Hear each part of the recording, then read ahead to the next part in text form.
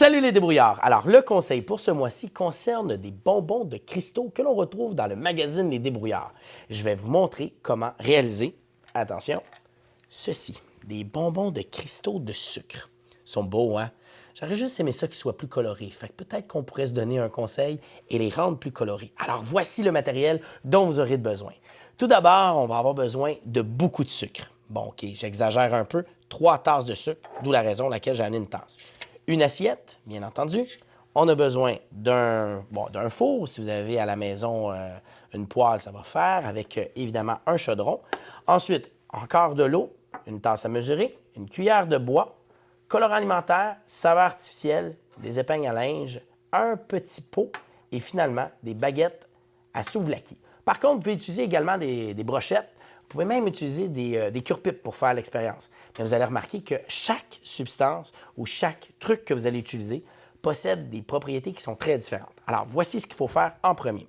On va ajouter une tasse d'eau dans une casserole et on va porter le tout à ébullition. Ouais.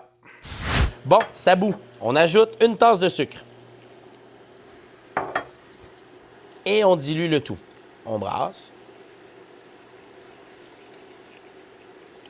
On va rajouter 3 tasses de sucre au total.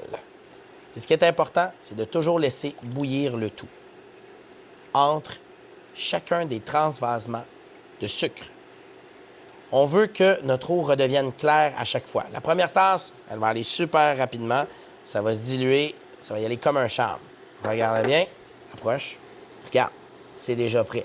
Donc, la première tasse, elle a déjà été intégrée directement dans notre eau et on peut voir que la texture change que légèrement. Donc, on a ici une eau sucrée, mais pas assez sucrée pour pouvoir faire des bonbons de cristaux. Alors, je vais rajouter une autre tasse de sucre. Voilà, 250 grammes.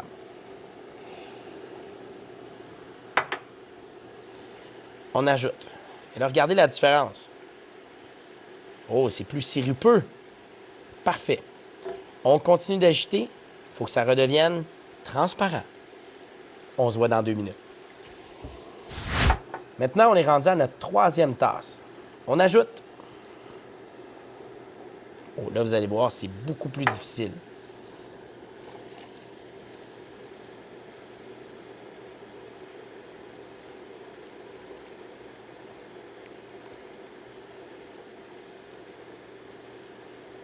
Au bout d'un certain temps, on va obtenir une substance complètement transparente. On laisse le tout réagir.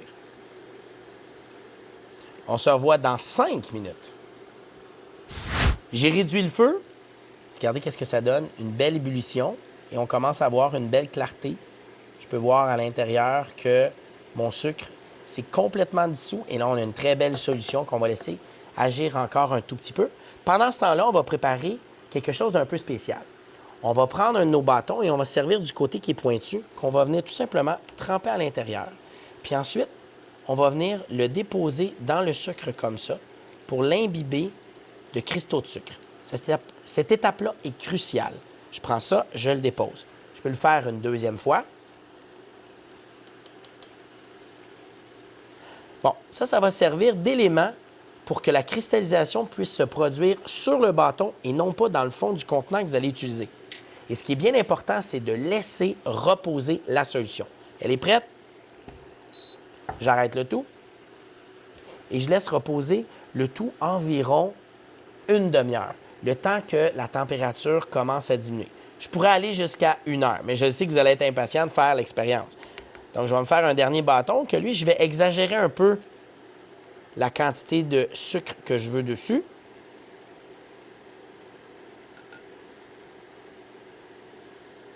Et voilà. Je laisse reposer le tout, sécher, refroidir et ensuite, on va passer à la prochaine étape. Pour éviter de dénaturer notre colorant et nos saveurs qu'on va ajouter à l'intérieur, on a laissé reposer notre solution et maintenant, on va ajouter quelques gouttes de saveur artificielle. Ah, voilà. Et un peu de colorant alimentaire. Si vous voulez avoir un effet bœuf, ce que vous allez faire, vous allez mettre beaucoup de colorant alimentaire. Plus vous allez mettre de colorant alimentaire, plus votre bonbon va être coloré est très beau. Dans le cas que j'ai utilisé pour faire les miens, malheureusement, je n'ai pas ajouté assez de colorant alimentaire. Donc, j'en ajoute comme ceci. Et ce qu'il ne faut pas oublier, c'est de brasser. Regardez ça, c'est beau.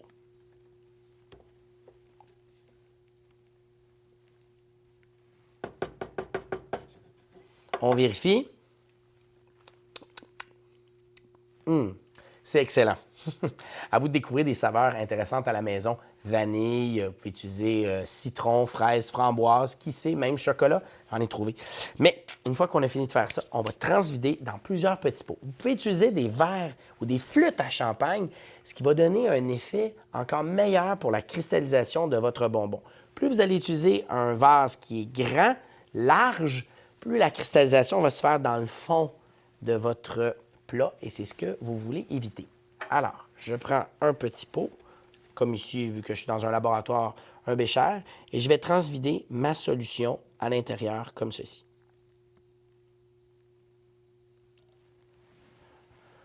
Ensuite, comme je peux constater, c'est chaud.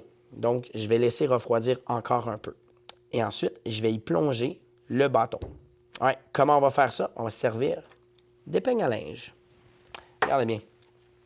Si je prends mon bâton de sucre qui a séché, je prends le petit bâton comme ça, la peigne à linge, et l'autre peigne à linge comme ça.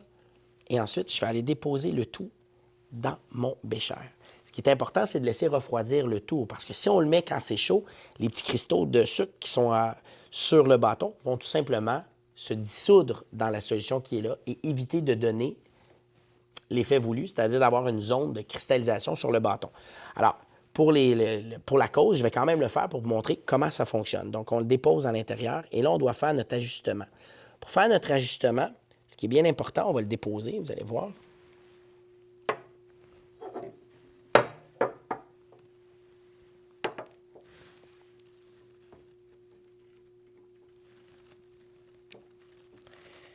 Il faut que le bâton soit légèrement au-dessus.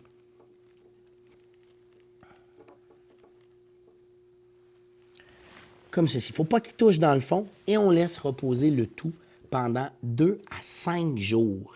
Et au bout de nos 2 à 5 jours, on devrait voir apparaître une formation de cristaux incroyable qui ressemble étrangement à ceci. Et ça se mange. Oui, oui, les débrouillards, ça se mange et c'est très bon. Ça goûte sucré. J'aime ça. Celui-là, il goûte le citron. Attendez. Ah, lui, il était nature. Il était au café, celui-là. Un petit peu impressionnant. Ouais, café. Alors, j'espère que vous allez réussir à faire des aussi beaux cristaux que moi et je vous souhaite la meilleure des chances.